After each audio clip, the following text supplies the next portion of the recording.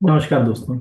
Weekly current affairs की जो series है उसमें हम आज बात करेंगे 25 अप्रैल से 1 मई के बीच के करंट अफेयर्स की। तो अगर चैनल को सब्सक्राइब नहीं किया है तो प्लीज़ चैनल को सब्सक्राइब कीजिए। उसका कारण ये है कि ये जैसे ये करंट अफेयर्स ही है, तो ये करंट अफेयर्स खाली करंट अफेयर्स नहीं है। इसमें आपके सब्जेक्ट को भी कनेक्ट करने की कोशिश की गई है। मतलब हिस्ट्री, ज्योग्राफी, पॉलिटी पे क्या क्वेश्चन बन रहे हैं। सपोज अगर मान के चलिए हम यहाँ पर रघुजी भोसले का क्वेश्चन देखेंगे तो हिस्ट्री भी इसकी थोड़ी सी देखेंगे कि हमारे एमपी से या इंडिया से क्या रिलेट है ये इस तरह से। तो चलिए शुरू करते हैं पहले क्वेश्चन से। यहाँ पर अब पहला जो क्वेश्चन है हमारा, वो आपको स्क्रीन पे दिख रहा होगा कि वर्ष 2025 में शैली होलकर को किस क्षेत्र के लिए पद्मश्री से सम्मानित किया गया। अब पहले तो प्रश्न को समझिए, ये जो प्रश्न है ये क्यों इम्पोर्टेंट है। अभी ऑलमोस्ट हमको ये मालूम है कि पद्मश्री किसको मिला, ये कोई बड़ी चीज नहीं, कितने लोगों को मिला, लेकिन एग्जाम में क्या होता है कि वो हमेशा फील्ड पूछ लेते हैं। तो अगर वो फील्ड एग्जैक्ट नहीं मालूम है, जैसे अगर मान के चलिए आपको वहां पर बिजनेस और इंडस्ट्री एक क्लास होती है पद्मश्री की, अगर ये नहीं मालूम है तो गड़बड़ है। तो जैसे यहाँ अगर हम ध्यान से देखें तो लिखा है श्रीमती, जो अगर कहा जाए शालिनी देवी, आप शैली ही नाम है उनका, शालिनी देवी भी कहते हैं उनको, जो है वो होलकर, इनको पद्मश्री से जो है वो सम्मानित किया गया और फील्ड है ट्रेड एंड इंडस्ट्री। तो इस प्रश्न के उत्तर को समझने के लिए हम थोड़ा सा इंटरनेट पर गए।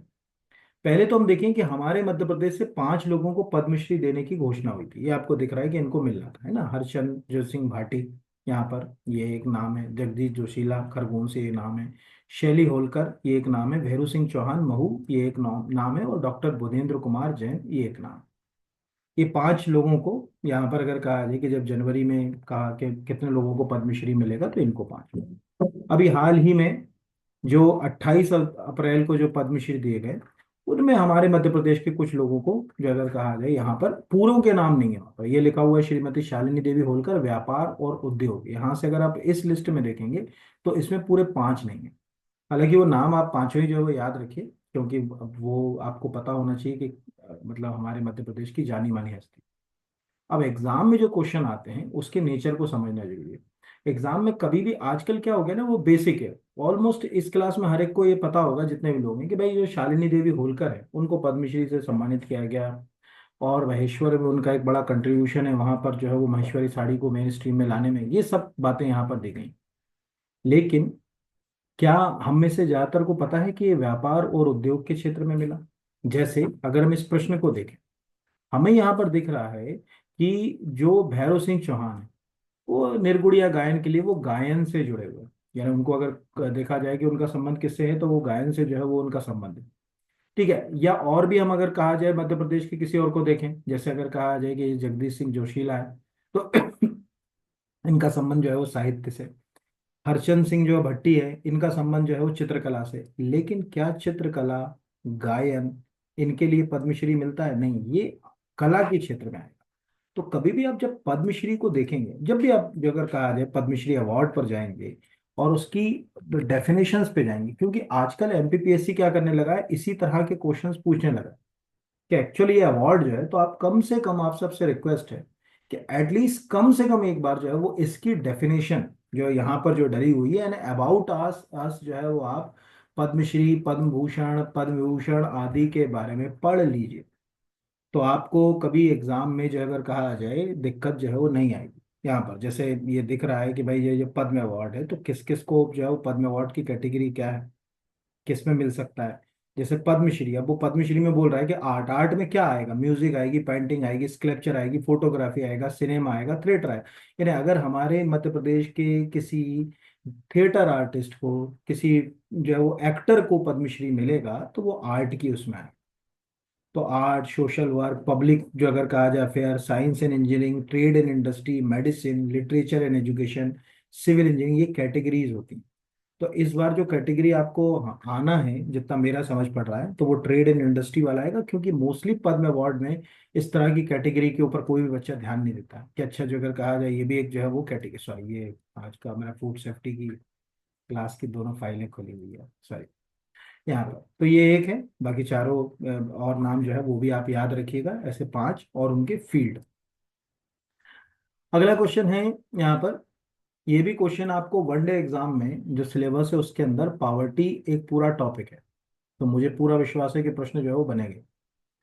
विश्व बैंक की स्प्रिंग 2025 गरीबी और समानता, ठीक है, संक्षिप्त रिपोर्ट के संबंध में क्या मतलब कथन असत्य है बताएं। पहला कि इस रिपोर्ट के अनुसार पिछले 10 वर्षों में 171 मिलियन भारतीय अत्यंत गरीबी से बाहर आए। अत्यंत गरीबी एक वर्ड यूज कर रहा है, वो भी मैं बताऊंगा अत्यंत गरीबी का क्या मतलब है। तो बिल्कुल सही है, यानी मोटा मोटा माने तो हम 17 करोड़ लोगों को हमने गरीबी से बाहर निकाला। इस रिपोर्ट के अनुसार अत्यंत गरीबी का मतलब है $2.15 से कम पर जीवन यापन करना। मोटा मोटा माने तो 80 जो अगर कहा जाए 2.5, आज अगर आप 83-84 रुपये डॉलर मान लो, तो लगभग अगर कहा जाए 180-190 रुपये अगर किसी को मिल रहा है रोज का, तो वो अत्यंत गरीबी की डेफिनेशन से बाहर चला गया। ये जो है वो अगर कहा जाए सरकार कैसे प्रमोट करती है अपने आप को, ऐसे ही प्रमोट करती है, इसको लगा रहे जो अगर कहा जाए ये अत्यंत गरीबी का क्या मतलब है ये। तो यहाँ पर ये भी बिल्कुल सही है कि अत्यंत गरीबी का मतलब है कि अगर कोई व्यक्ति $2.15 से कम कमा रहा है तो वो अत्यंत गरीबी की डेफिनेशन में आएगा। और तीसरा अगर कहा जाए कि भारत में ग्रामीण क्षेत्रों की तुलना में शहरी क्षेत्रों में गरीबी का प्रतिशत अधिक है, ये गलत है। ग्रामीण क्षेत्रों में गरीबी का प्रतिशत अधिक है शहरी क्षेत्रों की तुलना में। और भारत के 5 सबसे अधिक अत्यंत गरीबी और जनसंख्या वाले राज्यों में मध्य प्रदेश शामिल है। ये सही है। तो इस रिपोर्ट को हम पढ़ने के लिए हमने इनको बंद किया, हम इस रिपोर्ट के ओरिजिनल कॉपी पढ़ा। इस रिपोर्ट में पहले तो 3-4 चीजें जो एग्जाम में आएंगी, क्योंकि ये 26 अप्रैल को पब्लिश हुई है, यानी 26 अप्रैल को प्रेस रिलीज जारी किया है पीआईबी ने। तो पहला तो हमें ये समझ पड़ा कि हाँ, 171 मिलियन यानी 17.1 करोड़ लोगों को हमने बाहर निकाला।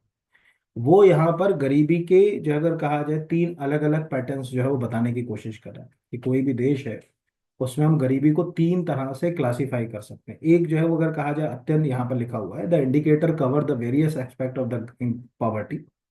इनमें अगर कहा जाए बेंचमार्क में एक्सट्रीम पॉवर्टी यानी अत्यंत गरीबी है अगर आप $2.15 से कम कमा रहे हैं।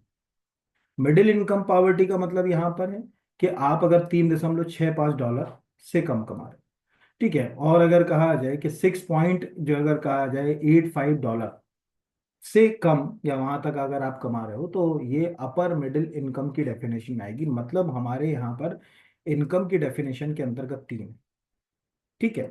इन सबको हम गरीबी के अंदर ही रख सकते हैं, क्योंकि हम जो अगर कहा जाए पावर्टी एक टॉपिक के रूप में इसको देख रहे हैं। ये आप चाहो तो हिंदी में कर लो, चाहे तो आप इंग्लिश में कर लो, कि आपकी आय के आधार पर हमने भारत में 3 तरह से लोगों को क्लासिफाई किया। पहला, जिनकी इनकम जो अगर कहा जाए 6.85 जो अगर कहा जाए के आसपास है, वो उच्च मध्यम आय वाले लोग हैं। फिर उसके बाद निम्न मध्यम आय वाले लोग हैं। और जो गरीबी रेखा और अंतर्राष्ट्रीय मापदंड अत्यधिक गरीबी यानी $2.15 तक ही कमा पा रहे, उस हिसाब से देखा जाए तो हमने काफी, अब एक्चुअल होता क्या है कि हमने कहाँ पर जो है वो बार किया। अब आप सोचिए कि अगर हमने किसी को मनरेगा में रोजगार दे दिया, अपने $200 दिन का तो उसको दिलवा दिया, तो वो अत्यंत गरीबी से तो बाहर निकाल लिया।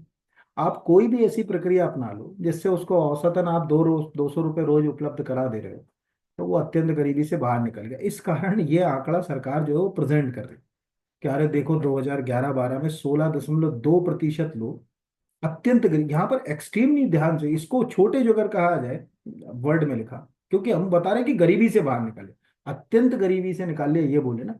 और उसकी डेफिनेशन बताएंगे, ये डेफिनेशन के अंदर $2.15 तक की बात आ रही। तो 16.2% लोग अत्यंत गरीबी में थे, जिनकी संख्या घटकर जो है वो 2022-23 में जो है वो 2.3% तक जो है वो रह गई। ये पहला आपको जो है वो याद रखना है यहाँ पर। रूरल अर्बन सेक्टर की जो है वो बात यहाँ पर करें, तो रूरल सेक्टर के अंदर जो आपको ये रूरल और अर्बन सेक्टर का गैप है यहाँ पर दिख रहा है, तो आपको दिख रहा है कि रूरल सेक्टर का परसेंट हमेशा अर्बन सेक्टर से जो है वो क्या है, ज्यादा है। इस तरह से अगर कहा जाए, बाकी तो ये जो फिगर्स हैं ये आप खुद अपने मन से चाहें तो इस फाइल को पढ़ सकते हैं, मतलब पावर्टी के ऊपर ये टॉपिक सर्च कर सकते हैं, ये पीआईबी के ऊपर आपको मिल जाता है। एग्जाम पॉइंट ऑफ व्यू से जितना आना है वो मैंने आपको रफली जो है वो बताने की कोशिश करी कि क्या इसमें बन सकता है। तो ये आप देखिए न्यूज़पेपर वाला क्या लिख रहा है, भारत में 10 साल में 17 करोड़ लोग अत्यंत गरीबी से बाहर निकले। अब वहां अगर हम अत्यंत की डेफिनेशन ना समझा पाए तो फिर तो कुछ भी नहीं बचा यहाँ पर, ठीक है। तो ये एक बेसिक सी बात हो गई। अब हम यहाँ से दूसरे टॉपिक की ओर बढ़ गए। अगला क्वेश्चन भी आपको आएगा ही आएगा, ठीक है, इसके आने की संभावना 100%। मुख्यमंत्री कन्या विवाह योजना में के नए संशोधन जो 15 मई से प्रभावी होंगे के संबंध में कौन सा कथन असत्य है? सामूहिक विवाह समारोह में जोड़ों की संख्या न्यूनतम निर्धारित की गई, 11 निर्धारित की गई, ये बिल्कुल सही है।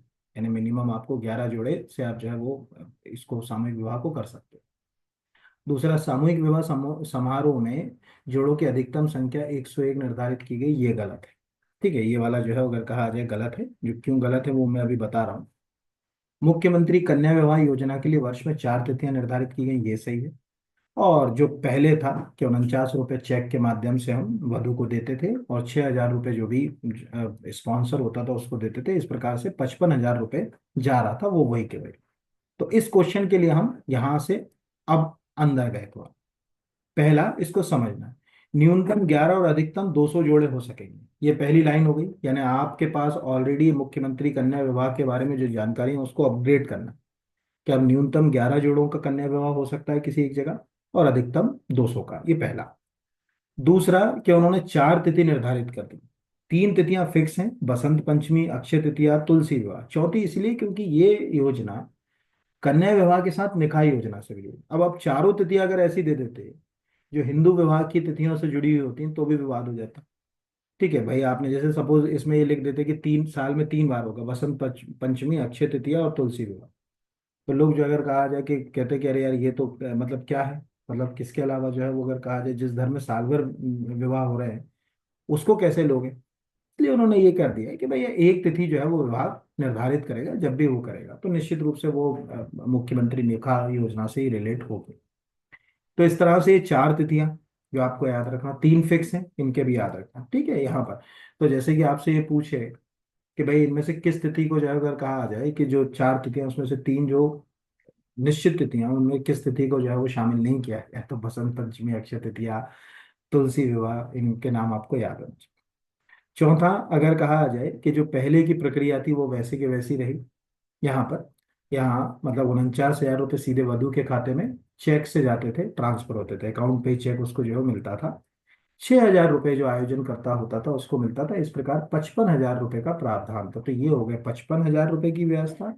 ये हो गई 15 मई से। ये भी प्रश्न कर सकता है पूछने वाला कि किस तिथि से जो अगर कहा जाए नए संशोधन प्रभावी हुए हैं। ठीक है, 1 मई से, 15 मई से, 11 मई से, कुछ भी 28 अप्रैल से, वो जो भी पूछना चाहे उसके ऊपर। और मुख्यमंत्री कबाब जो अगर कहा जाए ये यहाँ पर, तो आपको याद ही, मुझे नहीं लगता कि अब आपको रटने की जरूरत है, आपको याद रहेगा ही रहेगा। अगला क्वेश्चन जो है वो है, हाल ही में महाराष्ट्र सरकार के द्वारा 47 लाख रुपए में ब्रिटेन से रघुजी भोसले की तलवार खरीदी गई। रघुजी भोसले मराठा साम्राज्य में कौन थे? ठीक है, वैसे क्वेश्चंस भी आते हैं। क्या वो मराठा पेशवा थे? क्या वो मराठा रूलर थे? क्या वो मराठा जनरल थे यानी सेनापति थे? क्या मराठा सचिव थे? सचिव इसलिए बोल रहा हूँ कि शिवाजी महाराज ने मराठा एम्पायर में जो अष्टप्रधान व्यवस्था शुरू करी थी, उस अष्टप्रधान व्यवस्था में सचिव नाम से भी एक पोस्ट होती थी, सुमंत, सचिव, ठीक है, पेशवा, ये सब अष्टप्रधान के पद थे, पंडित राव यहाँ। तो उस हिसाब से देखा जाए तो वो सेनापति थे। अब ये देखो, दो, अगर आप एमपी की तैयारी करो तो आप में से कोई मंडला, बालाघाट, डिंडोरी के बेल्ट का होगा, तो रघुजी भोसले के बारे में बहुत अच्छे से जानता होगा, क्योंकि उनने मराठा साम्राज्य को इस बेल्ट तक यानी नागपुर से इस क्षेत्र तक फैलाने में बहुत इंपॉर्टेंट रोल प्ले किया। ठीक है, बहुत इंपॉर्टेंट रोल जो है वो रघुजी भोसले का जो है वो माना जाता है। तो अभी ये न्यूज में क्यों है, तो लिखा हुआ है कि फडणवीस सरकार ने 47 लाख रुपए में खरीदी मराठा सेना के योद्धा। ठीक है, योद्धा मतलब कि वो मिलिट्री जनरल थे या सेनापति थे, जो भी शब्द आपको अच्छा लगे। ठीक है, रघुजी भोसले की तलवार लंदन से लूट कर लाए गए। अब आपके सामने 3 4 चीजें, ऐसे प्रश्न वैसे जो अगर कहा जाए सब्जेक्ट से ही कनेक्ट होते हैं। आपको पहला प्रश्न तो जो अगर कहा जाए यही पूछेगा कि भाई रघुजी भोसले जो अगर कहा जाए का संबंध किससे है। अब आपका दिमाग हो गया अच्छा मराठा से, भोसले से, आप जो है वो लिंक कर सकते हो, उसमें कोई, मुझे नहीं लगता कि किसी को जो है वो दिक्कत आएगी या उसमें जो है। दूसरा, आपसे ये भी प्रश्न जो है वो कर सकता है कि रघुजी भोसले जो अगर कहा जाए का संबंध किस जो है वो शासक से। तो जो साहू जी महाराज थे, छत्रपति साहू प्रथम, उन्हीं के शासनकाल के दौरान रघुजी भोसले एक जो अगर कहा जाए कमांडर की भूमिका में जो है वो मेन जो है वो रहे। यानी उनका जो भूमिका रही वो एक कमांडर की तरह जो है वो उस समय जो है वो मानी जाती है, ये आप याद रखिएगा। तो कभी ये एग्जाम में आ जाए एक रघु जी भोसले की कहानी, तो आप ये बता सकते हो कि हाँ भैया रघु जी भोसले इसमें ये रोल था उनका यहाँ पर। और बाद में फिर रघु जी भोसले जो अगर कहा जाए, नागपुर में एक स्वतंत्र साम्राज्य स्थापित करने में सफल हो गए। तो उनको नागपुर का जो अगर कहा जाए कि एक राजा के रूप में जो है वो देखा भी जाने लगा, उनको लगा कि हाँ यार ये जो है वो एक शासक के रूप में भी उनको देखा जाने लगा। उनको नागपुर का पहला राजा भी कह दिया जाता है। हालांकि वो सेनापति ही थे, ये ध्यान रखिएगा, मतलब उनकी जो आइडेंटिटी थी वो एक सेनापति की तरह थी। बट उन्होंने धीरे से नागपुर को अपना जो है अगर कहा जाए एक राजा की तरह, तो वो मराठा रूलर नहीं था नागपुर के। फर्स्ट जो अगर कहा जाए रूलर ऑफ नागपुर अगर कहा जाए तो बात फिट बैठती है। बाकी में वो फिट जो है वो बात जो है वो नहीं बैठती यहाँ पर। और नागपुर से इसीलिए मंडला बालाघाट डिंडोरी वाला जो बेल्ट है, वहां की शासन व्यवस्था रघु जी के हाथ में थी। ये आपसे कोई पूछे तो ये आप याद रखिएगा यहाँ पर, ठीक है। मतलब ये कभी जो है वो एग्जाम में आए तो वो एक पॉइंट ऑफ व्यू से जो है वो इम्पोर्टेंट हो सकता है यहाँ, ठीक है। मतलब वहां से तो ये लिखा हुआ है, महाराष्ट्र सरकार ने 18वीं शताब्दी के मराठा सेनापति रघु जी भोसले। और अगर वो मान के चलिए कहाँ के पहले शासक पूछेगा, जैसे मतलब अगर कहा जाए मराठा शासक कहाँ के, तो नागपुर के अगर कहा जाए भोसले उसमें जो है। अगला है, डॉक्टर के कस्तूरी रंगन को निम्नलिखित में से किस एक पुरस्कार से सम्मानित नहीं किया गया। ये भी एक इंपॉर्टेंट क्वेश्चन हो सकता है। अब देखो डॉक्टर के कस्तूरी रंगन का संबंध किससे है, ये क्वेश्चन मुझे नहीं लगता कि एग्जाम वाला आपसे पूछेगा या पंच करेगा। उसका कारण ये है कि ऑलमोस्ट ये क्वेश्चन सबको समझ पड़ता है कि वो इसरो के चीफ रहे। तो प्रश्न ये करेगा क्या उनको पद्म विभूषण मिला, क्या पद्म भूषण मिला, क्या पद्मश्री मिला, क्या विज्ञान रत्न मिला। तो उनको विज्ञान रत्न से सम्मानित नहीं किया गया। ये ध्यान रखिएगा ना, ये विज्ञान रत्न एक अलग पुरस्कार है। यहाँ पर मैंने पहला विज्ञान रत्न जिसको मिला वो भी लगा दिया, ठीक है, क्योंकि ये साइंस की दिशा में भारत सरकार के द्वारा शुरू किए गए अभी नए अवार्ड्स हैं। और ये विज्ञान रत्न अवार्ड है, ये उनको नहीं मिला, ये याद रखिएगा। दूसरा, आपको तीन प्रश्न उसमें बन सकते हैं। एक तो मतलब अगर कहा जाए कस्तूरी रंगन का संबंध किससे, ये हो गया। दूसरा कि किस पॉलिसी का वो हिस्सा रहे। तो जो न्यू एजुकेशन पॉलिसी 2020 की हम जो देख रहे हैं पढ़ रहे हैं, उस पॉलिसी का ड्राफ्ट उन्हीं की चेयरमैनशिप में तैयार किया गया, ठीक है। उन्हीं की जो आज न्यू एजुकेशन पॉलिसी है उसका ड्राफ्ट, अगर आप न्यू एजुकेशन पॉलिसी ड्राफ्ट, ठीक है, 2020 न्यू एजुकेशन पॉलिसी ड्राफ्ट करेंगे तो उस ड्राफ्ट के चेयरमैन में डॉक्टर के कस्तूरी रंगन आएंगे। ये आपको जो है वो एग्जाम में जो है वो आ सकता है। बाकी मुझे नहीं लगता कि कोई क्वेश्चन और जो है वो टेक्निकल आएगा कि वो कब से कब तक रहे या क्या रहे, ये प्रश्न तो जो है वो नहीं पूछेगा। ये तीन क्वेश्चन ही पूछेंगे, किस क्षेत्र से संबंधित है इसरो, इनमें से कौन सा पुरस्कार नहीं मिला, तो तीनों मिले हैं, पद्म भूषण पद्म भूषण पद्मश्री। और चौथा के जो अगर कहा जाए इनमें से किस नीति से संबंधित रहे, तो न्यू एजुकेशन पॉलिसी 2020 का ड्राफ्ट उनने ही तैयार किया था, वो उस ड्राफ्टिंग कमेटी के चेयरमैन थे। तो ये क्वेश्चन भी आपको पंच हो सकता है। अगला है, हाल ही में डीआरडीओ के द्वारा स्क्रैम जेट इंजन का परीक्षण किया गया। इस तरह के इंजन निम्न में से किस जगह कहा जाए मतलब टेक्नोलॉजी में यूज किए जाते हैं, ये आपको पहला प्रश्न आ सकता है। अब पहले तो इसमें तीन चीजें आ सकती हैं। स्क्रैम जेट इंजन का इस्तेमाल होता है, ठीक है। स्क्रैम जेट जो अगर कहा जाए इंजन का इस्तेमाल, ये स्क्रैम जेट टेक्नोलॉजी का संबंध ये। तो पहले तो आंसर देख लें, ये हाइपरसोनिक इंजन। तो यहाँ नीचे डीआरडीओ का लगा हुआ है, यहाँ पर ये लिखा है, hypersonic cruise missile is a class of weapon that travel more than 5 times the speed. अगर कोई जगह देखो, ध्वनि की जो रफ्तार होती है उसको हम मैक स्पीड बोलते हैं, ठीक है। जैसे कोई जहाज अगर कहा जाए ध्वनि से, जिस मीडियम में ध्वनि है उस मीडियम में ध्वनि से 2 गुना रफ्तार से चल रहा है, तो 2 मैक, ठीक है। खाली ध्वनि की रफ्तार को मैक स्पीड नहीं कहते। जनरली लोग क्या सोचते हैं कि साउंड स्पीड को मैक स्पीड कहते हैं, नहीं।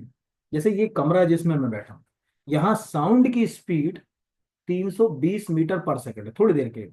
और कोई जहाज 640 मीटर पर सेकंड की रफ्तार से यहां से निकल जाए, ठीक है, क्योंकि 320 से 640 मतलब उससे जस्ट डबल, तो मैं कहूंगा कि वो 2 मैक की स्पीड पे चल रहा है। तो मैक स्पीड उस मीडियम की स्पीड और ऑब्जेक्ट की स्पीड के रेशियो से निकाली जाए, खाली नहीं निकाली जाए। तो अगर मान के चलिए कोई ऑब्जेक्ट है वो 5 टाइम अगर कहा जाए स्पीड से साउंड से चल रहा है, तो उसको अपन हाइपरसोनिक बोलते हैं। Subsonic, transonic, supersonic, hypersonic, high hypersonic, हमारे पास ब्रह्मोस जैसे अगर कहा जाए क्रूज मिसाइल है, ये इसी पे काम कर। इन सब में जो अगर कहा जाए जिस इंजन का यूज किया जाता है उसमें हम स्क्रैम जेट टेक्नोलॉजी यूज करते हैं, जो स्क्रीन पे दिख रही है स्क्रैम जेट। यहाँ पर आपको जो ये दिख रहा है ये स्क्रैम जेट इंजन है ये। तो हो सकता है कि आपसे तीन प्रश्न इसमें पूछ लें। एक तो स्क्रैम जेट इंजन का इस्तेमाल इसमें से किसमें किया जाता है, हाइपरसोनिक जो है टेक्निक में। दूसरा जो अगर कहा जाए कि आपसे पूछ ले कि हाल ही में स्क्रैम जेट इंजन किसके द्वारा डेवलप किया गया है, डीआरडीओ के द्वारा। इस तरह का कोई भी क्वेश्चन उसके ऊपर है कि वो क्या पूछेगा यहाँ पर। और बाकी तो मुझे बताने की जरूरत नहीं कि क्या आएगा यहाँ। फिर जो है वो अगला है, भारत किस वर्ष तक शून्य स्वदेशी मलेरिया के मामले हासिल करना चाहिए। ये भी इंपॉर्टेंट क्वेश्चन। अब ये क्यों है, क्योंकि अभी हमने जो है वो वर्ल्ड मलेरिया डे बनाया। तो ये प्रश्न जो है वो आने की संभावना, आंसर इसका 2027 है। पहले तो समझो, अगर आप इस आर्टिकल को ध्यान से देखो, 25 तारीख को हमने वर्ल्ड मलेरिया डे सेलिब्रेट किया। हमारे दो अलग अलग टारगेट है। पहला अगर कहा जाए हम मलेरिया को पूरी तरीके से खत्म करना चाहते हैं वर्ष 2030 तक। ठीक है, मलेरिया को पूरी तरीके से खत्म करना चाहते हैं 2030 तक। और भारत में कोई नया केस जो ना, तो जीरो इंडिजीनियस मलेरिया केस ये लाना चाहते हैं 2027 तक। एग्जाम में जरूर देख लीजिएगा कि वो प्रश्नकर्ता क्या प्रश्न पूछ रहा है।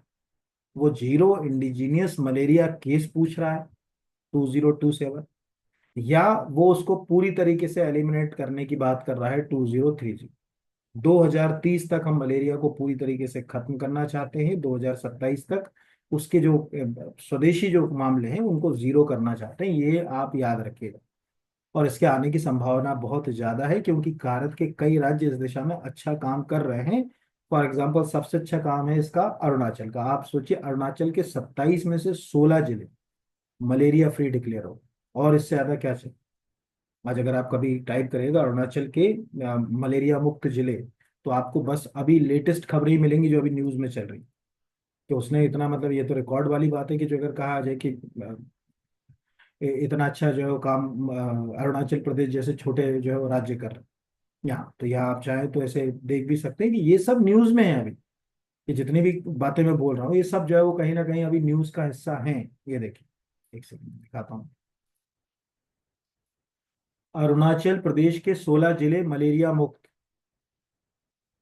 अभी आप ये जाओ, हाँ, तो आपको ढेरों आर्टिकल में ये लिखा हुआ है कि अरुणाचल प्रदेश के 16 जिले मलेरिया मुक्त किए गए। जिलों के नाम से हमें कोई लेना देना नहीं। यहाँ पर द प्रिंट में 27 जिलों में से 16, 27 में से 16, ये सब अभी की है 25 अप्रैल। आकाशवाणी समाचार में 25 अप्रैल को हमने वर्ल्ड मलेरिया डे सेलिब्रेट किया। तो बता दिया गया अरुणाचल के 27 में 16 जिले मलेरिया मुक्त घोषित किए गए। ये जानकारी राज्य स्वास्थ्य उपनिदेशक फलाने फलाने ने दी। आप कितनी सारी वेबसाइट हैं जो अभी की हैं जो बता रहे हैं। तो ये भी हमको समझ पड़ता है कि अच्छा हाँ यार, हम जो है वो अच्छा काम कर रहे हैं मलेरिया को एलिमिनेट करने में। और ऐसे भी मलेरिया भारत की ही से ही दुनिया तक पहुंचा है। ये अगर कहा जाए, ट्रॉपिकल जो क्लाइमेट वाले देश होते हैं वहीं ये डिजीज ज्यादा होती है। और प्लाज्मोडियम से होता है, इसलिए मलेरिया को हम मलेरिया प्लाज्मोडियम कहते हैं। ये एक प्रकार का प्रोटोजोआ है। आधा लाइफ साइकिल ये हमारे ऊपर कवर करता है, और आधा जो अगर कहा जाए, ठीक है, जो वो मच्छर के ऊपर करता है कवर। ये प्लाज्मोडियम हमारे लीवर के ऊपर। चार तरह के होते हैं ये। आप कभी भी जो एमपीपीएससी में इस साल पिछली साल जो मेंस में क्वेश्चन आया था, ठीक, मलेरिया के प्रकार लिख, तो एनसीईआरटी में वो चारों प्रकार लिखे यहाँ पर। ये सब यहीं से आ रहे हैं क्वेश्चन, कहीं और से नहीं पूछे जा रहे। यहाँ पर आप कभी एमपीपीएससी का लास्ट ईयर का पेपर उठाइए, उसमें जो मलेरिया के प्रकार लिखे वो एनसीईआरटी में सूक्ष्म जीव हमारे मित्र और शत्रु करके एक टॉपिक है एनसीईआरटी की बुक में। यहाँ पर अभी मुझे ढूंढना पड़ेगा, उसमें पूरा आर्टिकल है, उसका सेम क्वेश्चन पंच किया उसने।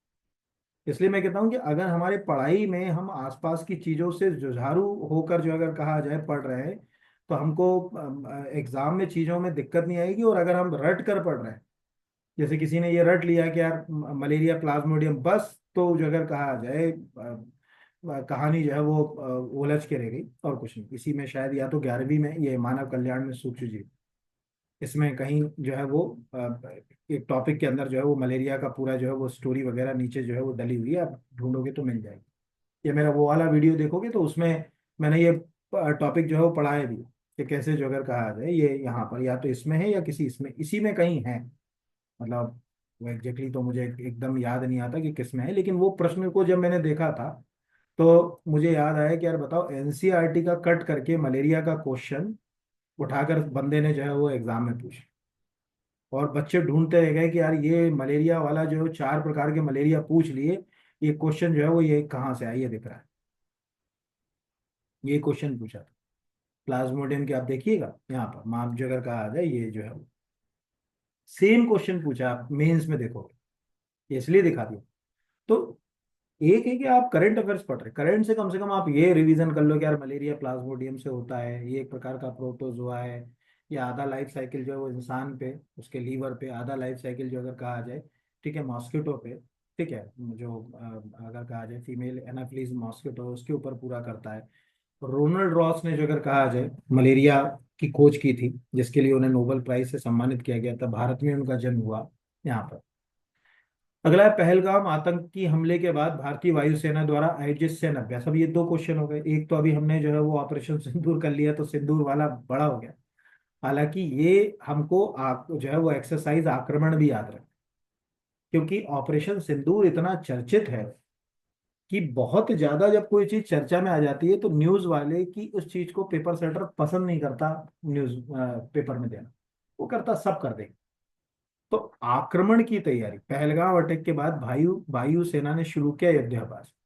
तो लिखा है, पहलगाम हमले के बाद भारत पाकिस्तान के खिलाफ कड़े एक्शन ले रहा है। इसी बीच भारतीय वायुसेना ने एक्सरसाइज आक्रमण के तहत एक सैन्य अभियान शुरू किया। तो आपसे हो सकता है कि ये पूछ ले कि पहलगाम हमले के बाद भारतीय सेना वायुसेना के द्वारा किया गया पहला युद्ध अभ्यास कौन सा। अब पता चले ऑपरेशन सिंदूर लगाया है, क्योंकि उस समय तो क्या हो जाएगा, जब आप एग्जाम में दोगे तब तो मुद्दा पुराना हो जाएगा, तो आपको सिंदूर ही याद रहेगा। एक्सरसाइज आक्रमण जो अगर कहा जाएगी आप भूल जाओगे। ऐसे क्वेश्चन जो है वो एग्जाम में बहुत इंपॉर्टेंट जो है वो रोल प्ले करते हैं, ये आप जो है वो याद रखें। अगला क्वेश्चन भी कुछ तर्क से काम का, वो भी मैं बताऊं। हाल ही में सिमलीपाल को भारत का 107वां राष्ट्रीय उद्यान बनाया गया, भारत के किस राज्य में स्थित है। अब इस प्रश्न से, एक तो ये उड़ीसा में है ना, सिमली जो अगर कहा जाए, आप लोग मालूम ही होगा, ऐसे सिमलीपाल पहले टाइगर रिजर्व के लिए बहुत ज्यादा पहले से ही फेमस है। अब वो नेशनल पार्क में चला गया। जरूरी नहीं कि कोई टाइगर रिजर्व है तो वो नेशनल पार्क हो, या नेशनल पार्क है तो वो टाइगर है, जरूरी नहीं, है ना। जैसे अगर कहा जाए हमारे पास रातापानी, तो रातापानी कोई नेशनल पार्क नहीं है लेकिन टाइगर है। तो नोरादही है तो नोरादही कोई नेशनल पार्क नहीं है लेकिन टाइगर रिजर्व जो कहा जाए, क्योंकि उसमें रानी दुर्गावती में नोरादही का बड़ा हिस्सा आ रहा है मध्य प्रदेश में, तो वो टाइगर रिजर्व में जा सकता है। अब इससे अपने को 2 क्वेश्चन जो है वो हेल्पफुल हुए। पहला जो सबसे कॉमन हेल्प हुआ, कि जैसे कोई आपसे पूछे कि यार आज ये बताओ कि भारत के अंदर जो अगर कहा जाए कि आइडियल कितने जो अगर कहा जाए नेशनल पार्क जो है वो है। अब इससे रिवीजन हो गया, तो ऐसे तुक्का जो अगर कहा जाए लगा नहीं पाते, दिमाग ही नहीं चलता कि यार 100 हैं कि 200 हैं कि 300 हैं। आज की स्थिति में आप अगर देखें तो यहाँ 107 है, तो अगर आप इंटरनेट पर भी जाएंगे तो 107 मिलेंगे। अब यही प्रश्न पूछे भारत में कुल राष्ट्रीय उद्यानों की संख्या है 107, 115, 150, 200। अब वहां दिमाग नहीं चलता है यार कितना होगा। अब चूंकि अब अपडेट हो ही गया होगा, यहाँ पर अगर आप सिंपल एक कीवर्ड टाइप कर ले, यहाँ list of national park in India, ठीक है, इंटरनेट पर तो बहुत सारी चीजें यहाँ पर। अब यहाँ पर आपको ये, जैसे विकिपीडिया का पेज, अब ये पुराना तो जो अगर कहा जाए, देखो ये गवर्नमेंट ऑफ इंडिया की वेबसाइट, इसमें तो 106 लिख रहा है, देयर आर 106 नेशनल पार्क। निश्चित रूप से अगर कहा जाए बोल रहा है एज पर फैब 2025, फरवरी 2025 की स्थिति में, अभी हम जो है वो मई में, तो मई में जो अगर कहा जाए 107 हो गए। अगर हम इस लिस्ट को देखें विकिपीडिया की, तो ये क्या बोलता है, इसको देख लेते हैं कि ये कितना बता रहा है। यहाँ पर वो बोल रहा है कि देयर आर 107 जो अगर कहा जाए नेशनल पार्क। यानी सीधी सी बात है कि विकिपीडिया वाले ने इस नेशनल पार्क की लिस्ट को क्या कर लिया, अपडेट कर लिया। तो उसके पास जो अगर कहा जाए कि ये जानकारी आ गई।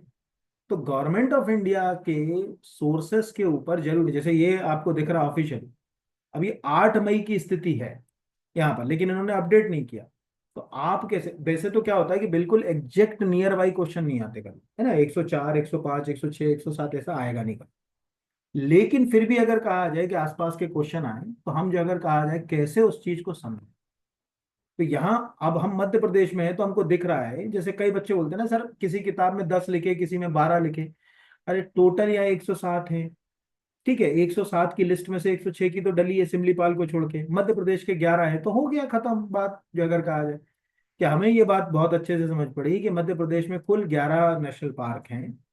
इन 11 नेशनल पार्कों के पास 4,349 स्क्वायर किलोमीटर का एरिया है। ये भारत के कुल जो अगर कहा जाए स्टेट जो अगर कहा मतलब अगर कहा जाए एरिया का इतना प्रतिशत जो है वो नेशनल पार्क के अंतर्गत रखा गया है। बाकी और कुछ जो है वो हमको याद करने की जरूरत नहीं। एक सिंपल क्वेश्चन यहाँ पर आ गया। एक तो ये हो गया यहाँ। अब पहला एक क्वेश्चन तो हमारे सामने ये हो गया कि यार ये सिमलीपाल जो है वो भारत में एक नेशनल पार्क है, अपने को समझ पड़ गया कि सिमलीपाल उड़ीसा में है।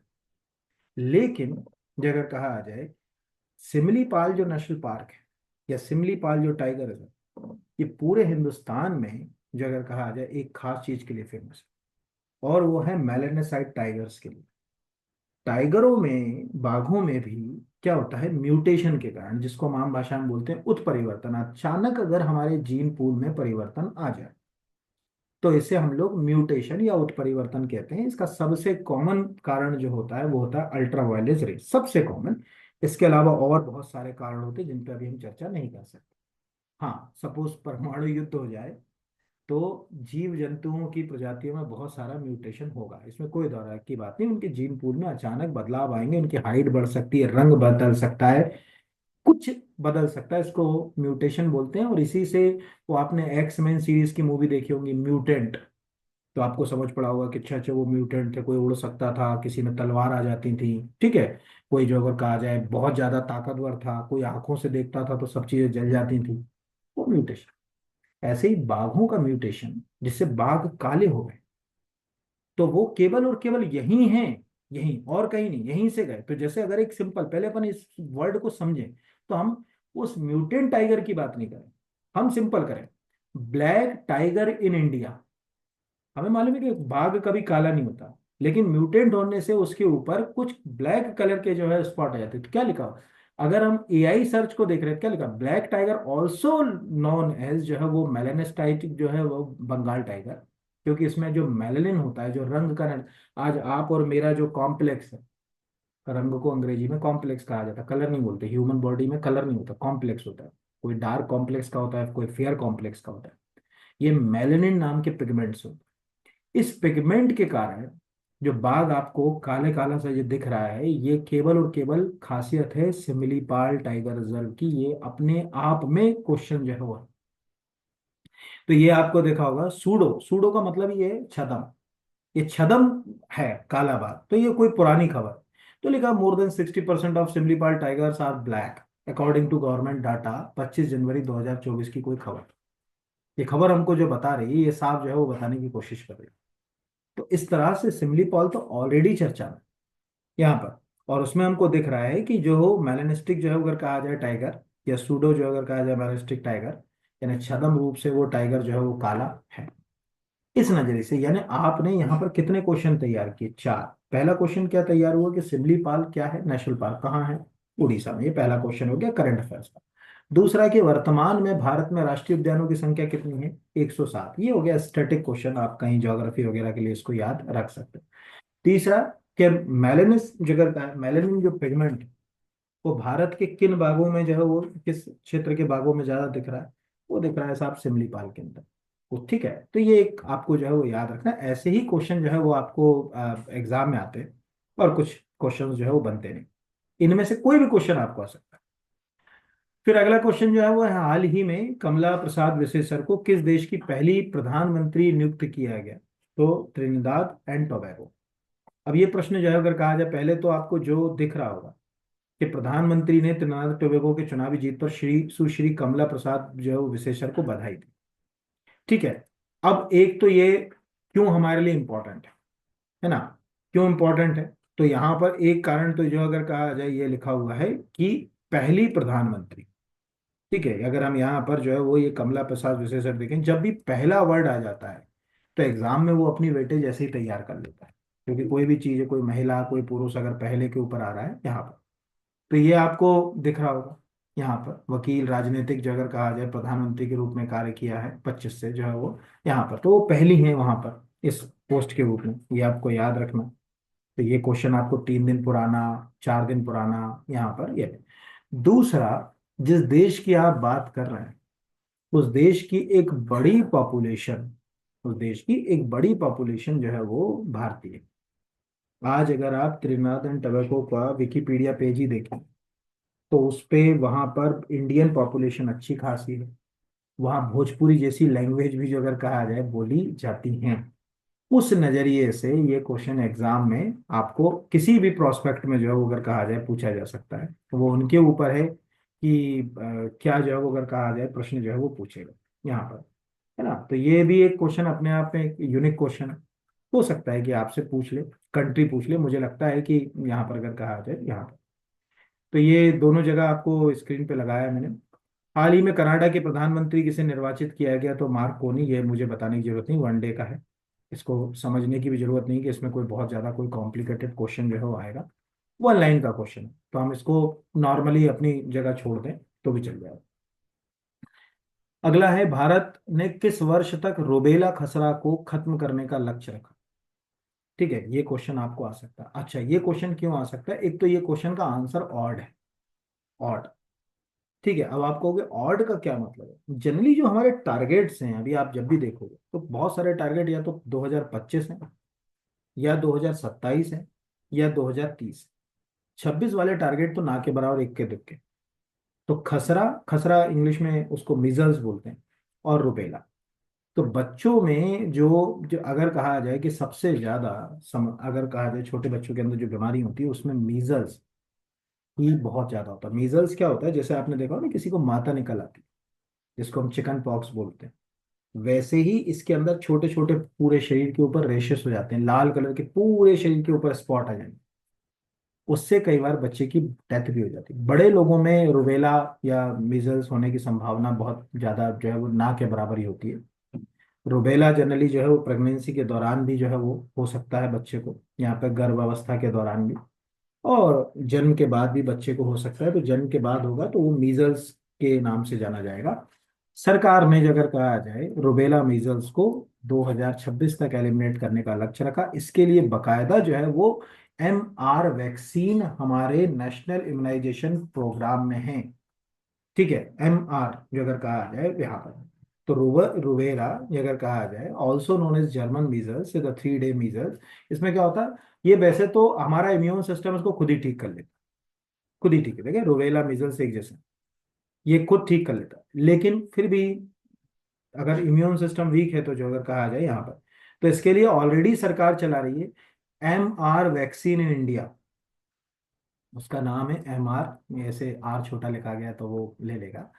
तो यहाँ पे लिखा हुआ है कि in India the MR measles rubella vaccine, the combination of vaccine that protect against the measles and rubella disease, it is being introduced the test. तो इन यूनिवर्सल इम्यूनाइजेशन प्रोग्राम में भी भारत सरकार इसको चला रही है, प्रयास कर रही है किसी न किसी तरीके से। यहाँ पर बच्चों में ये लिखा हुआ है कि all children in the age group of 9 month to 15 year. मैंने क्या बोला कि आप जिस उम्र में हो उस उम्र के अंदर जो है वो मीजल्स होने की संभावना ना के बराबर, ठीक है, ना के बराबर करके आ जाए। तो बच्चों में बहुत ज्यादा होता है, तो आपसे यही पूछ ले कि MR वैक्सीन का संबंध किससे। ठीक है, या मीजल्स जो अगर कहा जाए, रुबेला, ये दोनों एक दूसरे से जो है वो जुड़े हुए रोग हैं। ये दोनों ही जो अगर कहा जाए जुड़े हुए। प्रेगनेंसी के दौरान भी जो अगर कहा जाए माँ से बच्चे को आ सकता है, ये भी एक सिंपल जो है अगर कहा जाए क्वेश्चन। तो करंट के लिए तो हो गया 2026, लेकिन उसको लिंक भी तो करना पड़ेगा ना सब्जेक्ट से, तो वो कैसे करेंगे। अभी सरकार ने इसके ऊपर काम शुरू किया। अब वो क्या उसको कैसे फुलफिल करेंगे वो देखने वाली बात है आने वाले समय में। अगला वन लाइन का है और क्वेश्चन आने की संभावना है। कृत्रिम बुद्धिमत्ता में महिलाओं को सशक्त बनाने के लिए किस अभियान का की शुरुआत की गई, उसका नाम है AI किरण। ऐसे क्वेश्चन के वो देखो, एक तो आर्टिफिशियल इंटेलिजेंस ही सब्जेक्ट है, तो आर्टिफिशियल इंटेलिजेंस ही आपके कोर सब्जेक्ट का हिस्सा है, तो उस आर्टिफिशियल इंटेलिजेंस ही कोर सब्जेक्ट में इसके आने की संभावना ज्यादा है कि AI किरण का संबंध है महिलाओं को एम्पावर करने से, बच्चों को एम्पावर करने से। ठीक है, या और भी जो भी वो बना ले यहाँ पर। तो अगर हम ध्यान से देखें तो NDTV की न्यूज लगी है कि कृत्रिम बुद्धिमत्ता में महिलाओं को सशक्त बनाने के लिए एक अभियान AI किरण की शुरुआत। तो AI किरण भारत सरकार के प्रधान वैज्ञानिक सलाहकार के कार्यालय बैरिक्स और ठीक है कोई वुमेन इंस्टीट्यूशन है उसके द्वारा संचालित हुआ। हमें इतना अंदर जाने की जरूरत नहीं। हम सोचेंगे बिल्कुल बाल की खाल तक हम चले जाएं कि कौन सा इंस्टीट्यूट कर रहा है, कैसे कर रहा है, क्या कर रहा है, कोई नहीं। लेकिन ये है कि हाँ, वुमेन एम्पावर करने की दिशा में एआई किरण हम जो है वो चला रहे हैं। अगला वन लाइन का है, कोई जो है याद करने की जरूरत नहीं है। वन लाइन का मतलब होता है कि जिसमें कुछ चीज समझने की ना हो, उसको अपन वन लाइन क्वेश्चन। फिल्म निर्देशक ठीक है पायल कपाड़िया को फिल्मों में उनके योगदान के लिए किस देश के नागरिक सम्मान से सम्मानित किया गया है? फ्रांस। अब ये मैंने क्यों लिया? एक्चुअल अगर कहा जाए कि भाई कोई देश अपने किसी सर्वोच्च सम्मान से या प्रतिष्ठित सम्मान से किसी भारतीय को सम्मानित करता है, तो हमें कम से कम उसके बारे में थोड़ा बहुत अगर कहा जाए बुनियादी ज्ञान होना चाहिए। जैसे ये दैनिक भास्कर की खबर दिख रही है कि भारतीय फिल्म निर्देशक पायल कपाड़िया को सिनेमा में योगदान के लिए फ्रांस के प्रतिष्ठित नागरिक सम्मान, ठीक है, ऑफिशियल द लेज, ठीक है, अब वो फ्रेंच लैंग्वेज में लिखा हुआ है, से सम्मानित करने का जो है वो निर्णय लिया गया है, सम्मानित किया गया। हमारे लिए इतना हो गया कि यार किस उनका संबंध है, तो फिल्म, साहित्य, म्यूजिक, ऐसा कोई क्वेश्चन आपसे पूछ सकता है। बाकी कोई क्वेश्चन जो है वो आपसे नहीं पूछे। ये क्वेश्चन भी आपको अभी तो चूंकि क्या है कि बिल्कुल अभी आईपीएल चल रहा है, तो लग रहा है कि सबसे बने 6 महीने साल भर के बाद आप ये बिहार भूल जाओ। आपको याद ही नहीं रहेगा कि यार ये जो अगर कहा जाए सूर्यवंशी लिखा हुआ है, तो दिमाग चलेगा कहीं हरियाणा से तो नहीं है। ठीक है। अगर कहा जाए कि मतलब जैसे होता है ना, तो सरनेम से जो अगर कहा जाए भी हम स्टेट को सोचने लगते हैं कि अच्छा ये फलानी जगह से हो। तो मध्य प्रदेश, बिहार, इसमें मुझे बताने की जरूरत नहीं है। ठीक है। जो अगर कहा जाए वैभव सूर्यवंशी के बारे में उनकी उपलब्धियां, मतलब दिया तले जो अगर कहा जाए, मैं मतलब वो कहूँ तो कहावत तो मेरे मुंह में अभी आ रही है, पर छोड़े उसको। कितना अच्छा परफॉर्म कर रहे हैं वो आप सबको मालूम। अब हमारे काम का है कि ये बिहार राज्य से हैं। बाकी हमें कुछ और याद करने की जरूरत नहीं है। लिखा है कि आईपीएल में 14 साल के वैभव सूर्यवंशी ने रचा इतिहास, सबसे तेज शतक लगाने वाले दूसरे बल्लेबाज। यहाँ पर हमारे काम की इसमें दो खबरें हैं जो हमको याद रखना है। एक, जो अभी के हिसाब से अगर हम देखें तो मतलब ऑलमोस्ट जो अगर कहा जाए कि सबको जो है वो पता रहेंगे। दूसरा, आप चाहो तो खुद दिमाग लगाओ। अगर ये प्रश्न जो अगर कहा जाए ऐसे पूछ लिया जाए कि आईपीएल में सबसे तेज शतक लगाने वाले वैभव सूर्यवंशी किस टीम की ओर से खेलते हैं, तो आज अगर आप आईपीएल देख रहे हो, यानी इस समय जो अगर कहा जाए आईपीएल चल रहा है, तो ऑलमोस्ट कोई ऐसा बच्चा नहीं है जिसको ये ना मालूम होगा कहाँ। लेकिन 6 महीने साल भर के बाद हम में से कितनों को याद रहेगा कि यार वो राजस्थान रॉयल्स के लिए खेल रहे हैं? कितनों को याद रहेगा? तो वो क्वेश्चन भी एक एग्जाम में रोल प्ले करता है कि वैभव सूर्यवंशी किस जगह कहा जाए टीम के लिए खेल रहे हैं, तो राजस्थान रॉयल्स के लिए जो अगर कहा जाए खेल रहे हैं। समस्तीपुर बिहार से जो है वो संबंधित हैं वो। ठीक है। और एक मुझे दिखता है कि हो सकता है कि 10-15 साल के बाद हम जो है वो अगर कहा जाए सचिन तेंदुलकर की तरह इस तरह के इसी चेहरे को जो है वो उस रूप में देखें। ठीक है। तो ये भी है, अब देखने वाली बात है कि क्या पूछे।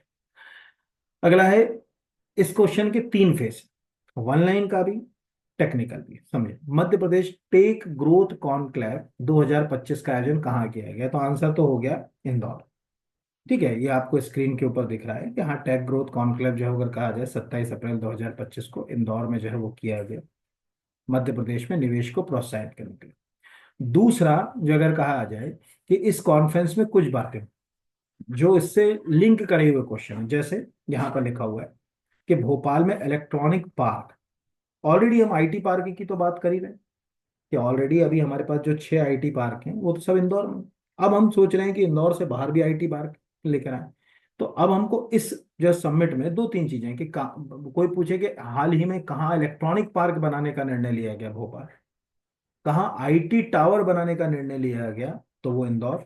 ठीक है भाई, ये दोनों क्वेश्चन जो है वो आपसे पूछ सकते हैं। और तीसरा क्वेश्चन मैंने क्वेश्चन के रूप में डिजाइन किया, यानी ये एक ही टॉपिक के 3 क्वेश्चन, दो डायरेक्ट उससे लिंक हो गए कि अभी मध्य प्रदेश में कहाँ आईटी टावर बनाए जाने का निर्णय लिया, जो अगर कहा जाए लिया गया है तो इंदौर। इलेक्ट्रॉनिक पार्क कहाँ? तीसरा, आप अगर वन डे का पेपर तैयार कर रहे हैं तो उसके अंदर डेटा साइंस एक टॉपिक है। तो लिखा हुआ है मध्य प्रदेश का पहला निजी डाटा सेंटर कहाँ बनाए जाने का निर्णय लिया गया है? इंदौर, भोपाल, ग्वालियर, जबलपुर। इसका आंसर है भोपाल। अब ये क्यों इंपॉर्टेंट है, ये उसी कॉन्क्लेव का एक और पेज लगा है यहाँ पर। उसमें जो अगर कहा जाए तो ध्यान से, मध्य प्रदेश का पहला निजी डाटा सेंटर भोपाल के आईटी पार्क में बनेगा। यानी एक तो भोपाल में आईटी पार्क बन रहा है, ठीक है, जो ऑलरेडी 6 है उसके अलावा। दूसरा यहाँ पर एक जो है वो निजी जो है वो डाटा सेंटर बन रहा है। मुख्यमंत्री डॉक्टर मोहन यादव ने अब ध्यान से देखिए, 27 अप्रैल को इंदौर में होने वाले टेक ग्रोथ कॉन्क्लेव में इस प्रोजेक्ट का भूमि पूजन वर्चुअली करेंगे। ये सेंटर एशिया का सबसे बड़ी जो अगर कहा जाए रेटेड 4 डाटा सेंटर कंपनी, ठीक है, कंपनी कंट्रोल्स एस द्वारा जो है वो 500 करोड़ रुपए के निवेश से बनाया जाएगा। ये आप चाहो तो याद रखना हो तो रख सकते हो कि भैया वो कौन सी जो है वो कंपनी बना रही है, वो एक अलग मुद्दा है। हाँ, लेकिन ये है कि ये अब न्यूज का जो क्वेश्चन है ये आने वाले समय के लिए भी हमारा क्वेश्चन हो गया कि अच्छा ये वाला क्वेश्चन इससे जो लिंक हो गया। तो प्रश्न जरूरी नहीं है कि करंट अफेयर्स में है तो करंट का ही पूछेगा, वो लिंक करके पूछेगा कि मैं ऐसे ही पूछेगा मध्य प्रदेश का पहला निजी डाटा सेंटर कहाँ स्थापित किया जा रहा है, ये पूछेगा। वो ये पूछ सकता है कि मध्य प्रदेश का पहला निजी डाटा सेंटर किस कंपनी के द्वारा स्थापित किया जाए। ठीक है, डाटा सेंटर कंपनी जो कंट्रोल एस द्वारा जो ये लिखी हुई है ये आपको पूछ सकता है। ये प्रश्न आजकल ऐसे जो है अगर कहा जाए क्वेश्चन जो है वो आने लगे। अगला है भारत में पहली बार विकसित एचपीवी परीक्षण किट को मान्यता दी गई। इस किट का जो अगर कहा जाए उपयोग किस रोग की जांच के लिए किया जा रहा है? टीबी के लिए, सर्वाइकल कैंसर के लिए, डेंगू के लिए, टाइफाइड के लिए। तो आंसर है सर्वाइकल कैंसर, ये एक तो आंसर अपने को याद रखना। दूसरा एचपीवी, पहले तो ध्यान से देखिए, यहाँ पर ये प्रश्न हिंदू का आर्टिकल है, गर्भाशय ग्रीवा कैंसर की जांच के लिए जो सर्वाइकल कैंसर कहते हैं एचपीवी। अब समझिए, महिलाओं में जो कैंसर होते हैं उसमें दो कैंसर इस समय सबसे चर्चित है, जो महिलाओं में सबसे ज्यादा देखे जाते हैं। पहला है ब्रेस्ट कैंसर, स्तन cancer. Already breast breast cancer के लिए हमारे पास कई तरह की डायग्नोस्टिक टेक्नोलॉजी है, जिसमें से सबसे कॉमन जो टेक्नोलॉजी है उसको अपन बोलते हैं मैमोग्राफी। जिसमें ब्रेस्ट को एक एक्सरे जैसी एक मशीन होती है, मैमोग्राफी मशीन, उसमें रखकर जब प्रेस किया जाता है तो उसमें अनवांटेड सेल ग्रोथ के आधार पर यह निर्धारित कर दिया जाता है कि यार अगर कहा जाए कि कैंसर की संभावना है या नहीं। ठीक है, जनरली जितने बड़े ऑन्कोलॉजी डिपार्टमेंट्स हैं, ठीक है, उन सब में वो मशीनें आजकल उपलब्ध है ना। कैंसर का जो विभाग होता है उसको जो है कैंसर डिपार्टमेंट नहीं कहते, उसको ऑन्कोलॉजी कहा जाता है, और कैंसर स्पेशलिस्ट को ऑन्कोलॉजिस्ट कहा जाता है।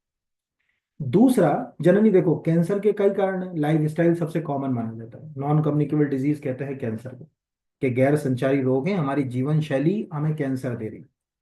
लेकिन यहाँ जो एचपीवी ये किट है, यानी जो सर्वाइकल कैंसर है, ये एग्जैक्टली एक वायरस से होता है। उस वायरस का नाम जो अगर कहा जाए भी एचपीवी, जो अगर कहा जाए वायरस, ये वायरस जो अगर कहा जाए, आपको जो स्क्रीन पे दिख रहा है, इस वायरस की खासियत ये जितने भी हमको मसे हो जाते हैं, नॉर्मली जो किसी को मसा होता है, अगर आप ये इस इमेज पर जाओगे तो अब यहाँ तो साफ मसे तो दिख नहीं रहे, लेकिन टेक्निकली अगर किसी व्यक्ति को जैसे ये मसा हो गया, इस तरह के मसे जो होते हैं उन मसों से के लिए ये वायरस उत्तरदायी होता है। और महिलाओं में ये जो वेजाइनल ट्रैक होता है, ये वाला अगर कहा जाए, इस ट्रैक के अंदर ये वायरस जो अगर कहा जाए, ठीक है, सर्वाइकल कैंसर को जन्म देता है। तो इस कैंसर के लिए एक तो वैक्सीन भी है। मतलब आप जनरली जैसे लोग बाग पूछते हैं कि क्या जो अगर कहा जाए सर्वाइकल कैंसर के लिए कोई वैक्सीन या किसी कैंसर के लिए वैक्सीन है, ठीक है, ब्रेस्ट कैंसर के लिए वैक्सीन, आंसर इज नो। ठीक है, ओरल कैंसर के लिए कोई वैक्सीन, आंसर इज नो। पुरुषों में जो सबसे ज्यादा जो कैंसर होता है वो होता है प्रोस्टेट का, तो प्रोस्टेट कैंसर के लिए है तो answer is no. But HPV virus जिससे सर्वाइकल कैंसर महिलाओं में होगा, ठीक है, गर्भाशय ग्रीवा के अंदर जो कैंसर होगा उसमें, और ये सेक्सुअली ट्रांसमिटेड डिजीज के रूप में भी होता है, ध्यान रखिएगा। ठीक है, ये ध्यान रखिएगा, unsafe sexual relations, sexual intercourse, उनसे भी ये कैंसर होने की संभावना होती है। तो शरीर के अलग अलग हिस्सों पे मस्से बनना, तो मस्से आज से आप याद रखिएगा कि अगर हो रहे हैं तो ये एक वायरल संक्रमण है, एक व्यक्ति से दूसरे व्यक्ति तक जा सकता है या फैल सकता है। और आसानी से वो जो लोग कहते हैं ना फलाने घोड़े के बाल से मसा खत्म कर लेते हैं, जला के कर, अरे सब इलाज इनके उपलब्ध हैं, आसानी से उपलब्ध है, पर हम कुछ चीजों को डॉक्टर को दिखानी पसंद करते हैं। तो ये एक चीज अपने को जो है वो पता होना चाहिए। फिर अगला है जो अगर कहा जाए द्वितीय एशियाई योगासन खेल चैंपियनशिप का आयोजन भारत के किस शहर में किया गया? अब जब ये क्वेश्चन आएगा ना, तो अगर आपने पढ़ा नहीं तो तुक्का हरिद्वार पे चले जाओ, क्योंकि योग के लिए ऋषिकेश, हरिद्वार, ऐसे शहर जिनको किसी ना किसी, अगर कहा जाए स्पिरिचुअल सिटी के रूप में ज्यादा देखा, वहां योग ज्यादा दिखता है। ठीक है, योग ज्यादा दिखता है तो क्वेश्चन गलत होना। जबकि ये केडी यादव स्टेडियम में हुआ दिल्ली में इवेंट, तो ये दिल्ली में हुआ यहाँ पर पहला। दूसरा, इसमें भारत ने सबसे ज्यादा गोल्ड जीते। ठीक है, यार मेडल टैली के अंदर जो सेकंड एशियन जो योगासन स्पोर्ट चैंपियनशिप है, उसकी मेडल टैली में कोई पूछेगा कि हम कौन से नंबर पे, तो फर्स्ट यहाँ पर। तो ये लिखा हुआ है कि इसमें दिल्ली में आयोजित हुआ यहाँ पर। और रिकॉर्ड 83 स्वर्ण पदक जीत कर पदक शीर्षक में जो अगर कहा जाए, यहाँ पर मेजबान टीम ने 3 रजत 1 कांस्य सहित हमने कुल जो है वो 87 मेडल जीते। लेकिन तारीफ जो अगर कहा जाए, ठीक है, जापान जैसे देशों की, ठीक है, मतलब जापान जैसे देशों की, कि वे जापान से काफी आगे रहा। तो जापान दूसरे नंबर पे, मंगोलिया, ओमान, नेपाल, यानी टॉप 5 कंट्रीज में India, Japan, Mongolia, Oman, Nepal, ये 5 देश थे यहाँ पर। तो प्रश्न पूछ सकता है कि कहाँ हुआ, तो दिल्ली। भारत ने जो अगर कहा जाए सेकंड एशियन योगासन खेल चैंपियनशिप में कितने अवार्ड जीते, तो 87 टोटल जो है अवार्ड जीते। कुल कितने गोल्ड जीते, तो 83 गोल्ड जीते। ऐसे क्वेश्चंस आने लगे हैं, क्योंकि योग पर कुछ ना कुछ क्वेश्चन जो है वो बन सकता है। फिर अगला, सुफलाम 2025 का संबंध निम्नलिखित में से किससे है? ठीक है, खाद्य प्रसंस्करण के नवाचार को बढ़ावा देना, कृषि उत्पादन को बढ़ावा देना, संधारणीय कृषि पद्धति, और गैर संचारी रोगों पर नियंत्रण। तो आंसर है फूड प्रोसेसिंग इंडस्ट्री। अब समझिए, अगर आप में से कोई फूड सेफ्टी ऑफिसर की तैयारी कर रहा है, तो निफ्टन कुंडली उनके सिलेबस में टॉपिक है, यूनिट नंबर 10 में। टॉपिक ही है पूरा, राष्ट्रीय खाद्य प्रौद्योगिकी उद्यमिता एवं प्रबंधन संस्थान, इसको निफ्टम कहा जाता है। ये भारत में अलग अलग जगहों पर स्थित है, इसलिए इनके साथ उस जगह का नाम, जैसे कुंडली, ये हरियाणा में है, इसलिए जो सोनीपत में, तो उसका नाम है कुंडली। जिस जगह पर, तो हरियाणा के सोनीपत।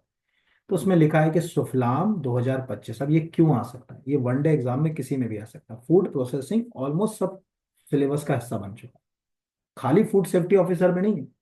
आप किसी भी वनडे एग्जाम में जाएंगे तो वहां खाद्य प्रसंस्करण, तो खाद्य प्रसंस्करण में हम क्या नवाचार लाएं, कैसी इनोवेटिव टेक्नोलॉजी यूज करें, कैसे उससे इंटरप्रेन्योरशिप उद्यमिता को बढ़ावा दें, उस पूरी प्रक्रिया के लिए इसको शुरू किया गया। तो ये लिखा हुआ है कि खाद्य राष्ट्रीय, यानी अब आपको एक तो ये समझ पड़ गया, 3 क्वेश्चन। पहला प्रश्न क्या बना, कि राष्ट्रीय खाद्य प्रौद्योगिकी उद्यमिता एवं प्रबंध संस्थान निफ्टम कहाँ स्थित है, तो आपको समझ पड़ गया कि हरियाणा के सोनीपत में कुंडली नाम की जगह पर स्थित है। ये पहला हो गया। दूसरा, कि सुफलाम 2025 का संबंध किससे है, ये आपको आ गया, मतलब ये भी आ सकता है। और तीसरा, कि ये किस मिनिस्ट्री से जुड़ा हुआ है, तो ministry of food processing and industry, उससे जुड़ा हुआ है। ये तीनों सिलेबस का हिस्सा भी है आपके, और बाकी क्वेश्चंस के रूप में भी जो अगर कहा जाए आपको पूछा जा सकता है। अगला जो है वो क्वेश्चन आपको पता होगा, है ना, पर मैंने लिया किसी दूसरे नजरिए से, वो नजरिए से। हाल ही में पूर्व केंद्रीय मंत्री गिरिजा व्यास का निधन हुआ। उनका संबंध निम्नलिखित में से किस आयोग से? राष्ट्रीय महिला आयोग, ये सबको मालूम। अब इसमें हमारे काम की क्या चीज है वो समझ। जब आप राष्ट्रीय महिला आयोग को पढ़ेंगे ना, तो राष्ट्रीय महिला आयोग के चेयरमैन जो होता है, उसका कार्यकाल होता है 3 साल का। ठीक है, मतलब एक बार में 3 साल के लिए, और 2 कार्यकाल के लिए वो अपॉइंट हो सकता है। मतलब ये शर्त है, अगर आप कभी नेशनल वुमेन कमीशन का एक्ट पढ़ेंगे उसके अंदर, और सिलेबस में भी है आपके राष्ट्रीय महिला आयोग। तो उस हिसाब से ये वो महिला अध्यक्ष थी जिन्होंने 2 कार्यकाल पूरे किए। अगर आप जो अगर कहा जाए नेशनल, यहाँ पर एक सिंपल कीवर्ड टाइप है, मतलब ये क्यों इंपॉर्टेंट है वो समझ। National women commission chairman list, तो इस लिस्ट में केवल 2 ही चेयरमैन ऐसी हैं जिन्होंने 2 टेन्योर पूरे किए। बाकी किसी ने जो अगर कहा जाए 2 टेन्योर जो है वो पूरे नहीं किए। तो यहाँ आपको दिख रहा होगा कि राष्ट्रीय महिला आयोग की ऑफिशियल वेबसाइट पर है। यहाँ हमको दिख रहा है कि जो जयंती पटनायक राष्ट्रीय महिला आयोग की पहली अध्यक्ष बनी 3 फरवरी 1992। ये 1 लाइन फैक्ट के लिए एक्स्ट्रा हो गया। पर गिरिजा व्यास को आप ध्यान से देखिए, गिरिजा व्यास 2005 से 8 ये पहला टेन्योर, और दूसरा 8 से 11 ये दूसरा टेन्योर, ये यहाँ पर। और दूसरा है रेखा शर्मा। अब आपको यहाँ पर 2 चीजें यूनिक मिली। पहला मिला कि राष्ट्रीय महिला आयोग के अध्यक्ष का कार्यकाल 3 साल का होता है। एक अध्यक्ष जो अगर कहा जाए, मतलब आप 2 कार्यकाल के लिए अपॉइंट हो सकते हैं, यस। ऐसी कौन सी 2 अगर कहा जाए शख्सियत हैं जो 2 कार्यकाल के लिए अपॉइंट हुई, तो एक तो रेखा शर्मा जो अभी विजय के रहटकर के जस्ट पहले इनका अपॉइंटमेंट अभी 2024 में हुआ। इनके दो कार्यकाल थे, 18 से 21 और 21 से 24, पूरे 3-3 साल के हैं। ध्यान से देखिएगा, 7 अगस्त 2018 से 6 अगस्त 2021, 7 अगस्त 2021 से 6 अगस्त 2024, पूरे 3-3 साल। इसीलिए ये क्वेश्चन मैंने जगह बनाकर लिया, नहीं तो मैं लेता ही नहीं यहाँ पर। तो ये भी एक इम्पोर्टेंट है भाई। नॉर्मली ये तो क्वेश्चन सबको पता ही है, बट यहाँ पर अगर कहा जाए, ये क्वेश्चन तो मैं आपको अभी पढ़ा ही चुका हूँ, तो उसमें कुछ बता नहीं है। अगला क्वेश्चन भी आने की संभावना तो ना के बराबर, लेकिन अपने को पता होना चाहिए। Red crown roof turtle has been released this rivers after 3 decade, 3 दशक के बाद। तो ये भारत सरकार ने भी काफी, इसमें देखो, गंगा अपनी डॉल्फिन के लिए और इस जो है वो अगर कहा जाए रेड क्राउन रूफ टर्टल के लिए फेमस है। बट ये क्या हुआ कि गंगा के पॉल्यूशन के कारण पूरी तरीके से यहाँ से खत्म हो गया। टर्टल के साथ एक बहुत बड़ा चैलेंज होता है। टर्टल जो अंडे देते हैं नदियों के किनारे या समुद्र के किनारे, उन अंडों में तापमान बहुत रोल प्ले करता है। तापमान से उनके लिंग का निर्धारण होता है। ठीक है, तो पॉल्यूशन, टेम्परेचर, इससे इनके लिंग पर भी असर पड़ता है कि वो मेल होंगे कि फीमेल। हमारे जैसे नहीं कि क्रोमोसोम से अगर कहा जाए लिंग का निर्धारण होगा, वहां पर इन चीजों का भी जो है वो इम्पोर्टेंट है। तो धीरे धीरे क्या हुआ कि गंगा के किनारे और उसके आसपास के जो क्षेत्र थे जहाँ ये पाया जाता था, ऑलमोस्ट खत्म हो गया। तो ये गवर्नमेंट ऑफ इंडिया का प्रेस रिलीज है 29 तारीख।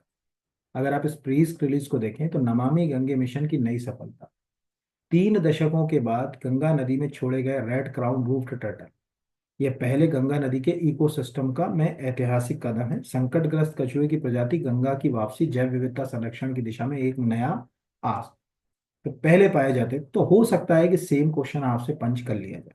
हो सकता है ऐसे कई बार जो अगर कहा जाए कि क्वेश्चन आपसे पंच करते हैं या पूछे जा सकते हैं, क्या पूछेगा वो देखने वाले। अगर कहा जाए, अगला है, भारत का पहला स्वदेशी लार्ज लैंग्वेज मॉडल तैयार करने की जिम्मेदारी किस कंपनी को दी गई? तो सर्वम एआई, ठीक है, इसरो, डीआरडीओ और सीडेट। ये क्वेश्चन भी आने की संभावना, जैसे वो एआई किरण आने की संभावना है, वैसे सर्वम एआई आने की संभावना है। तो सर्वम एआई यहाँ अगर आप ध्यान से देखो, ये बकायदा है, Sarvam AI to build India first sovereign LLM. यानी हम लार्ज लैंग्वेज मॉडल यूज कर रहे हैं, लेकिन ये मॉडल अभी हम, जैसे हम चैट जीपीटी का जो अगर कहा जाए प्लेटफॉर्म यूज कर रहे हैं, तो ओपन एआई का प्लेटफॉर्म, ओपन एआई कोई हमारा देश का थोड़ी, हमारी यूज कर रहे हैं। अगर हम गूगल का इस्तेमाल कर रहे हैं जेमिनी, तो हमारा देश का थोड़ी। अब हम अपना खुद का लार्ज लैंग्वेज जो है मॉडल तैयार करने की बात कर रहे हैं। तो ये एग्जैक्टली सर्वम, अभी जैसे मैं गूगल के ऊपर कुछ बोलता हूँ, तो कई बार वो वर्ड्स को गलत लेता है, क्योंकि हमारा प्रोनाउंसिएशन अंग्रेजों की तरह नहीं। यहाँ पर वो चीज हमको जो है वो मिले। तो सर्वम एआई का संबंध हो सकता है, ये सेम क्वेश्चन आपसे जो है वो पंच कर लिया जाए। तो इस वीक के करंट अफेयर्स में आपको स्टैटिक क्वेश्चन कैसे मिले, सब्जेक्टिव क्वेश्चन कैसे मिले? तो ऐसे एक सिंपल क्वेश्चन मिला कि मैक स्पीड का संबंध है, तो साउंड की स्पीड को अपन मैक स्पीड से लिंक कर सकते। Supersonic fighter jet, cruise missile आदि की गति का निर्धारण मैक स्पीड में किया जाता है। ये हो गया यहाँ पर। मलेरिया कैसे होता है? स्टैटिक, यानी अगर हम साइंस को पढ़ते हैं तो हमको समझ पड़ा कि प्लाज्मोडियम से होता है।